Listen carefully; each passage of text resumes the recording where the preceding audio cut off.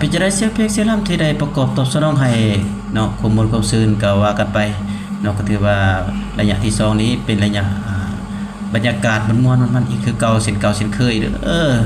เฮ็ดกันแล้วก็ทักทายกันเข้ามาบรรดาท่าน FC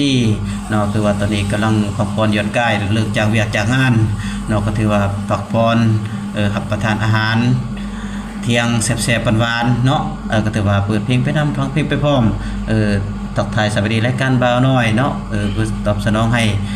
ถึงดำเนินรายการทุกมื้อทุกวันเด้อเห็นกันแล้วก็ทักทายกันเข้ามาเด้อพี่น้องเอ้ยก็ถือว่าเสียงเพลงเสียงรำตามคำขอมอบให้เด้อทาง FC หลายหม่องหลายบอลหลายแขวงเนาะก็ตั้งซุ่มใส่หน้าที่การงานจะเป็นสหายสานาสหัวสวนเนาะกำลังกบเงยหรือว่ากะเก็บลงไห้ลงหน้าเนาะก็ถือว่าเก็บกำลังกะเก็บไห้ลงหน้ามัดหัวมัดเท้าเนาะกำลังซุ่มใส่เกียมจะตกกะวันหน้าว่าซะเด้เนาะหลายหม่องหลายบอลก็ฝนตกหนักเดี๋ยวนี้เนาะ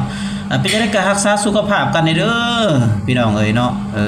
ไก่ลงไห้ลงนาแล้วสภาพอากาศมีการเปลี่ยนแปลงเนาะถือว่าหลายหม่องหลายบอนก็แตกต่างกันเนาะบางบอนก็ฝนตกบางบอนก็แดดออกสิเนาะเฮ็ดให้สุขภาพเฮาบ่อำนวยบ่มีความสะดวกเนาะต่อบรรยากาศต่อสภาพแวดล้อมฉะนั้นแล้วพ่อแม่พี่น้องบ้านเฮาก็ควรรักษาสุขภาพกันเด้ออยู่ทุ่งไร่ทุ่งนาก็ได้หรือว่าอยู่หัวอยู่สวนนอนป่านอนดงก็อย่าลืมถือมุ้งถือหมอนไปนำเนาะเพื่อรักษาสุขภาพเพื่อความปลอดภัยก็ถือว่าบรรยากาศเสียงเพลงเสียงรำจะประกอบตอบสนองให้เช่นเก่าเช่นเคยเนาะทาง FC เฮาก็ขอกันเข้ามาเด้อขอฟังเพลงฟังลำเพลงใดก็ได้ลำใดก็ม่วนเนาะ